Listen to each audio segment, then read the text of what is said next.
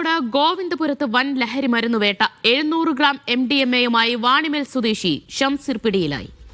ദൃശ്യ പുതിയടത്ത വാർത്തയുടെ വിശദാംശങ്ങൾ നൽകും. ദൃശ്യ, എവിടെയായിരുന്നു പരിശോധന? എങ്ങനെയാണ് ഇയാൾ പിടിയിലായത്?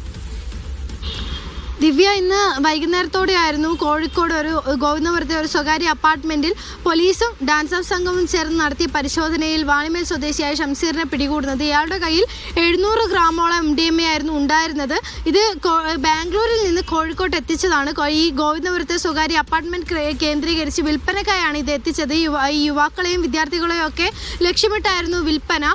എന്തായാലും ഈ പോലീസ് എത്തുന്ന സമയത്ത് ഇയാളുടെ കൂടെ ആ മുറിയിൽ ഒരാൾ കൂടി ഉണ്ടായിരുന്നു. പോലീസിനെയും ഡാൻസ് ഓഫ് സംഘത്തെയും കണ്ട് ഇയാൾ അവിടെ നിന്ന് കടന്നു കളയുകയായിരുന്നു. 700 ഗ്രാമോളം MDMA ആണ് ഇവിടെ നിന്നും പിടിച്ചെടുത്തിട്ടുള്ളത്. ഈ കൂടെ ഉണ്ടായിരുന്നത് വാങ്ങാൻ വന്ന ആളാണെന്നാണ് സംശയമുള്ളത്. കൂടുതൽ അന്വേഷണങ്ങളിലേക്ക് പോലീസ് കടന്നിട്ടുണ്ട്. ഈ ബാംഗ്ലൂരിൽ നിന്നും നിരന്തരമായി ഇത്തരത്തിൽ MDMA എത്തിക്കുന്നുണ്ടോ, അതിൽ പെട്ട കണ്ണിയാണ് എന്നൊക്കെയുള്ള അന്വേഷണത്തിലേക്ക് പോലീസ് കടന്നിട്ടുണ്ട്. ഇതിന്റെ നിയമ നടപടിക്രമങ്ങൾ ഇപ്പോൾ പുരോഗമിച്ചുകൊണ്ടിരിക്കുകയാണ്. വാണിമേൽ സ്വദേശിയായ ഷംസീർ ആണ് ഇപ്പോൾ പിടിയിലായിട്ടുള്ളത്. ദിവ്യ.